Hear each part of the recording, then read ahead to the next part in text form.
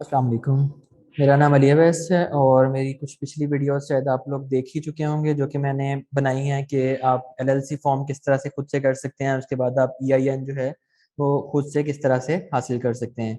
तो उन वीडियोस में भी काफ़ी लोगों के कमेंट्स आए और उन्होंने पूछा कि सेलर परमिट या फिर सेलर सर्टिफिकेट जो होता है, रीसेल सर्टिफिकेट, उसके बारे में कोई वीडियो जो है वो आप बना दें। तो उस वजह से मैं जो है आज ये वीडियो बना रहा हूँ। तो इसमें काफ़ी सारी चीज़ें हैं डिस्कस करने वाली। जो मेन इंपॉर्टेंट चीज़ें हैं वो इंशाल्लाह आज हम डिस्कस कर रहे होंगे। सबसे पहली चीज़ तो ये है कि सेल्स टैक्स परमिट या फिर रीसेलर परमिट या फिर सेल्स टैक्स आईडी, ये सब जो हैं वो एक ही चीज़ के नाम है। लेकिन जब हम बात करते हैं कि रीसेल सर्टिफिकेट की, तो वो एक डिफरेंट चीज़ होती है। मतलब resale certificate and reseller permit या फिर सेलर परमिट, ये दोनों जो हैं वो डिफरेंट चीजें हैं। इनमें फर्क क्या है, आए समझते हैं। सेलर परमिट क्या होता है? कोई सी भी स्टेट जो है वो आपको एक सेलर परमिट आईडी जो है वो अलॉट कर रही होती है, और उस आईडी की बेस पे आप अपना एक रीसेल सर्टिफिकेट जो है वो बना रहे होते हैं। तो ये जो फर्क है इनमें, इसको समझना बहुत ज्यादा जरूरी है, क्योंकि हमें नहीं पता होता कि इन दोनों में से कौन सी चीज हमें कहाँ पे चाहिए। तो सेलर परमिट आपको चाहिए होता है अपने आप को एज अ सेलर शो करवाने के लिए। मतलब बेसिकली एक आईडी ही होती है, वो आईडी हमें चाहिए होती है, और वो हमें कब मिल रही होती है? जब हमें सेलर परमिट मिल रहा होता है। जब आपको ये सेलर परमिट आईडी मिल जाती है, उस आईडी को आप यूज कर रहे होते हैं अपने रीसेलर सर्टिफिकेट में या फिर रीसेल सर्टिफिकेट में। मतलब उसमें सर्टिफिकेट बेसिकली हमने खुद बनाना होता है। जो सेलर परमिट आईडी होती है वो आपको आपकी स्टेट जो है वो इशू कर रही होती है। अब रीसेल सर्टिफिकेट जब आप बना रहे होते हो, उसके अंदर आप अपनी सेलर परमिट आईडी डालते हो, जिसकी वजह से हम कहते हैं कि ये एक वैलिड रीसेल सर्टिफिकेट बन गया है हमारे पास। अच्छा, ये एक क्वेश्चन हमारा जो है उम्मीद है क्लियर हो गया होगा। अब अगली चीज ये है कि इसका स्टेप क्या है। इसके स्टेप बाय स्टेप अगर हम देखें तो इसमें क्या क्या चीजें हमें करनी होती हैं। सबसे पहला काम जो हमने करना होता है वो हमने लेना होता है सेलर परमिट या फिर सेलर परमिट आईडी। वो ऑब्वियसली मैंने आपको बताया कि आपको आपकी स्टेट जो है वो इशू कर रही होती है, तो उसके लिए हम अप्लाई कर रहे होते हैं। और जब हमें सेलर परमिट आईडी मिल जाती है तो उस आईडी को यूज करते हुए हम अपना रीसेल सर्टिफिकेट बना रहे होते हैं। अच्छा, अब उसमें सेलर परमिट आईडी या फिर रीसेलर परमिट या फिर सेल्स टैक्स परमिट हम ले किस तरह से सकते हैं, उन चीज़ों को हम डिस्कस कर लेते हैं। नंबर वन इज कि आप स्टेट की वेबसाइट से जाके अप्लाई कर सकते हैं ऑनलाइन, और आपको सेलर परमिट आईडी मिल जाती है। लेकिन इंपॉर्टेंट चीज ये है कि उसके लिए आपको एसएसएन या फिर आईटिन जो है वो चाहिए होता है। अच्छा, मैंने कुछ वीडियोस देखी जिसमें मैंने देखा कि लोगों ने ऑनलाइन अप्लाई किया हुआ था बगैर एसएसएन या फिर आईटिन के। लेकिन वो कर क्या रहे थे कि जहां पे उनसे मांगा जाता था एसएसएन और आई या फिर आईटिन, उसकी जगह पे वो डाल रहे थे अपना ईआईएन, और साथ में उन्होंने क्लेम ये किया हुआ था कि ईआईएन जो है आपका आप यूज कर सकते हैं, जबकि बिल्कुल भी एक ये गलत टेक्निक है।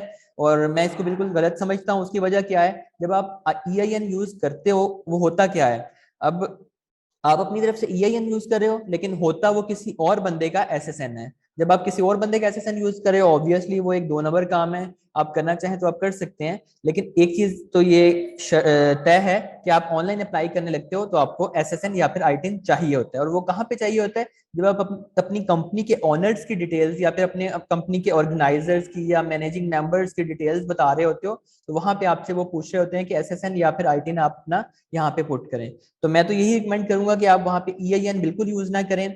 अच्छा, अब सवाल ये पैदा होता है कि अगर हम ऑनलाइन, ऑब्वियसली जब हमारे पास एसएसएन या फिर आईटिन का तो वैसे ही एक बहुत लंबा प्रोसीजर है, एसएसएन हमें अलॉट हो नहीं सकता, तो क्या हम इसका मतलब अप्लाई कर ही नहीं सकते? तो नहीं, बिल्कुल आप कर सकते हैं। अगर आपके पास ये दोनों चीजें नहीं भी हैं, आप तब भी अप्लाई कर सकते हैं। उसका करेक्ट जो मेथड है वो क्या है? वो आप अप्लाई कर रहे होते हैं AP201 फॉर्म के थ्रू। सेम उस तरह से है ये, जैसे हम ईआईएन अप्लाई करते हैं SS4 फॉर्म के थ्रू, तो AP201 फॉर्म जो है उसके थ्रू आप अप्लाई कर रहे होते हैं अपने सेलर परमिट के लिए। और ये बेसिकली मैं आप लोगों को बता रहा हूँ टेक्सास के हवाले से, क्योंकि टेक्सास का मेरा थोड़ा कुछ ज्यादा एक्सपीरियंस है। जो AP201 फॉर्म है वो सिर्फ आप यूज कर रहे होंगे टेक्सास के लिए। बाकी स्टेट्स के लिए हर स्टेट का अपना एक फॉर्म होगा जिसके थ्रू आप अप्लाई कर रहे होंगे। प्रोसीजर ऑलमोस्ट सेम ही होता है। कुछ चीजें बिल्कुल कुछ चीजें डिफरेंट हो सकती हैं, उसमें कोई भी घबराने की बात नहीं है। थोड़ी सी रिसर्च करने के बाद आपको चीजें मिल जाएंगी। और अगर ना समझ आए तो आप ऑब्वियसली कमेंट्स में पूछ सकते हैं, मैं आप लोगों को बता दूंगा यहाँ पे भी। मैं आपको टेक्सास के हवाले से बता रहा हूँ, तो ऑब्वियसली एक ही दफा मैं सारा कुछ तो नहीं बता सकूंगा सारी स्टेट्स का। तो हम टेक्सास के हवाले से देख देख रहे हैं अभी।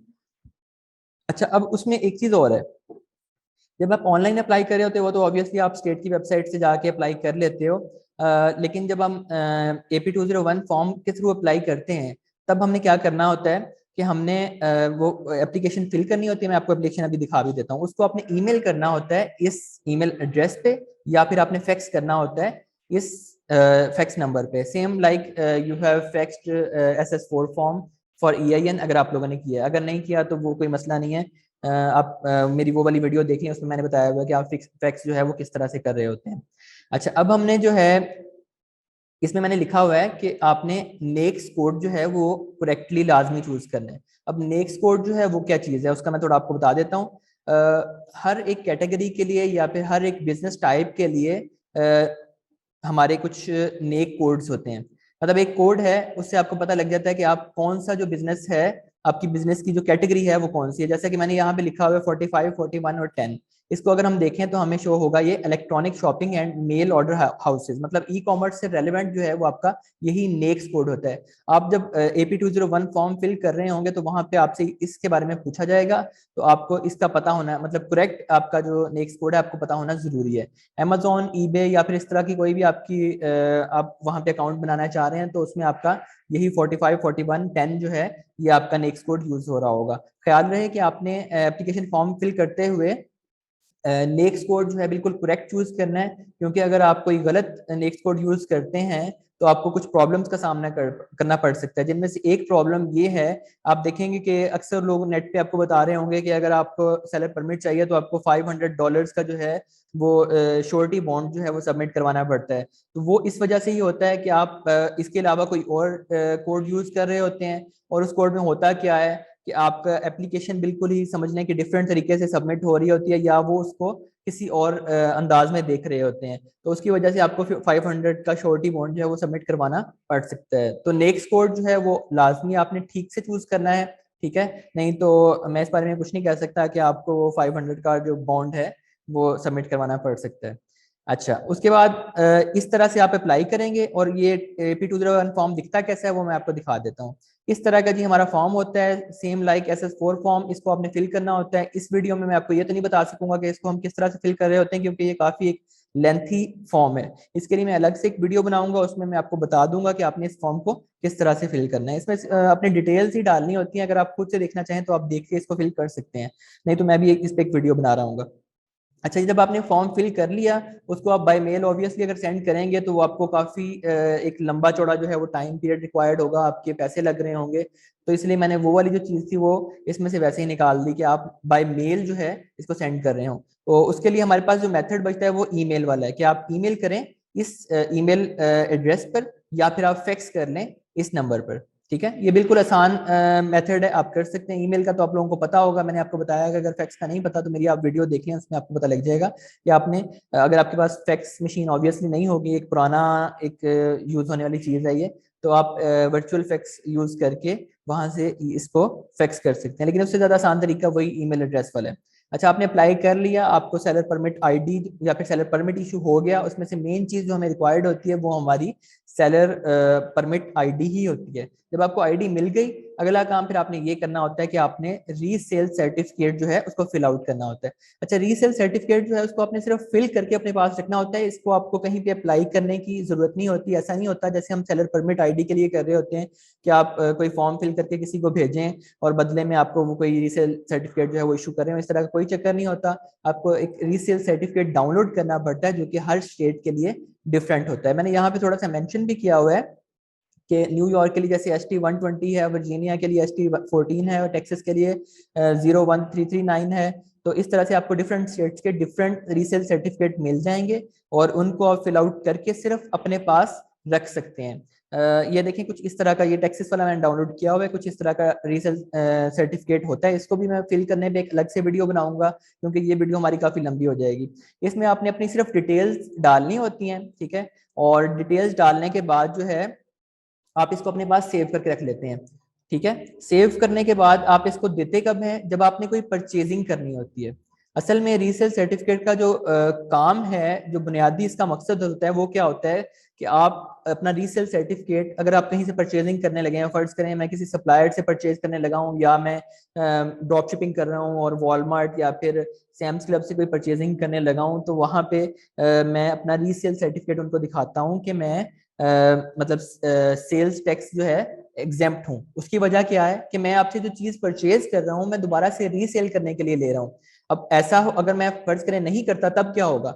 सेल्स टैक्स आप मतलब दो दफा पे कर रहे होंगे। एक दफा जब आप परचेज कर रहे होंगे वॉलमार्ट से या फिर अपने सप्लायर से, तब पे कर रहे होंगे, और दूसरी दफा जब आपका बायर आपसे चीज परचेज कर रहा होगा तो वो सेल्स टैक्स आपको मतलब सबमिट करवाना पड़ेगा। तो रीसेल सर्टिफिकेट का मैंने आपको बताया मकसद ही ये होता है, आप कहते हैं कि सप्लायर को बता देते हैं, इन अदर वर्ड्स आप अपनी जो स्टेट है उसको बता रहे होते हैं कि मैं ये फलाना परचेजिंग कर रहा हूँ लेकिन मेरा मकसद रीसेलिंग है, तो मेरे से दो दफा सेल्स टैक्स कलेक्ट ना किया जाए, मैं एक दफा सेल्स टैक्स दूंगा और वो तब दूंगा जब मैं दूसरी दफा इस चीज को सेल कर रहा हूँ। मतलब रीसेलिंग का मतलब ही यही है यहाँ पे। तो जब आपको रीसेल सर्टिफिकेट मिल जाता है, उसकी बेस पे जब आप परचेजिंग करते हैं तो आपको एक दफा का जो सेल्स टैक्स है वो एग्जेम्प्ट हो जाता है। अच्छा, अब मल्टीपल स्टेट्स के लिए एक ही टाइम में अगर आप यही काम करना चाह रहे हैं कि रीसेल सर्टिफिकेट, ऑब्वियसली इतनी सारी स्टेट्स हैं, उनमें से कुछ ऐसी हैं जिनमें रीसेल की आपको सर्टिफिकेट की जरूरत ही नहीं होती, कुछ ऐसी हैं जिनमें सेल्स टैक्स ही नहीं है, तो उनके अलावा आपको हर स्टेट के लिए अलग से रीसेल सर्टिफिकेट लेना पड़ता है। तो उसका एक आसान मेथड जो है वो स्ट्रीमलाइन सेल्स टैक्स .org है। इस पे जाके जब आप अप्लाई करते हैं तो मल्टीपल स्टेट्स के लिए, काफी सारी स्टेट्स हैं, उनके लिए आपको एक ही दफा में सेल्स टैक्स रीसेल सर्टिफिकेट जो है वो मतलब आप एक ही दफा फिल करके मल्टीपल स्टेट्स के लिए उसको यूज कर सकते हैं। फिर भी उनमें कुछ ऐसी स्टेट्स हैं जो रह जाती हैं, उनके लिए ऑब्वियसली आपको अलग से हर एक स्टेट के लिए अलग अलग रीसेल सर्टिफिकेट क्रिएट करना पड़ेगा। और करना किस तरह से पड़ेगा कि जिस स्टेट से आप परचेजिंग करना चाह रहे हैं उस स्टेट का आपके पास रीसेल सर्टिफिकेट जो है वो होना चाहिए। अच्छा, अब आपने इसको फिल करके सिर्फ अपने पास रख लेना है, इसको किसी को सेंड करने की आईआरएस को या फिर कॉम्प्ट्रोलर को सेंड करने की आपको जरूरत नहीं है। आपने सिर्फ ये सप्लायर को सेंड करना होता है, अगला काम सप्लायर का है, वो आपको वैसे ही जो सेल्स टैक्स है वो एग्जेम्प्ट कर देता है। और इसको आप अपने पास सेव कर लेंगे और जब भी आपको जरूरत पड़ेगी तो आप इसको यूज कर रहे होंगे। तो इतनी सी चीजें मैंने इस वीडियो में बतानी थी, रीसेल सर्टिफिकेट और सेलर परमिट। मेन चीज यही है कि हमें बहुत ज्यादा कंफ्यूजन है सेलर परमिट आईडी और रीसेल सर्टिफिकेट के दरमियान। तो हमारी ये कंफ्यूजन पहले क्लियर होनी चाहिए, उसके बाद हमें अगला काम करना चाहिए कि आप सेलर परमिट आईडी लेना चाह रहे हैं या आप रीसेल सर्टिफिकेट बनाना चाह रहे हैं, वो काम बाद का है। तो पहले इस फर्क को समझें, उसके बाद मैंने दोनों मेथड्स आपको बता दिए, दोनों चीजों का बता दिया कि आप किन किन मेथड से ये दोनों चीजें जो है वो हासिल कर सकते हैं। तो अपना ख्याल रखिएगा, कोई भी आपका इस बारे में क्वेश्चन है तो आप कमेंट्स में बता दीजिएगा, और मेरी वीडियो को लाइक कर दें, मेरे चैनल को सब्सक्राइब कर दें। मैं इंशाल्लाह इस तरह की और भी वीडियोस जो है वो बनाता रहूँगा। Thank you so much. अल्लाह हाफिज़।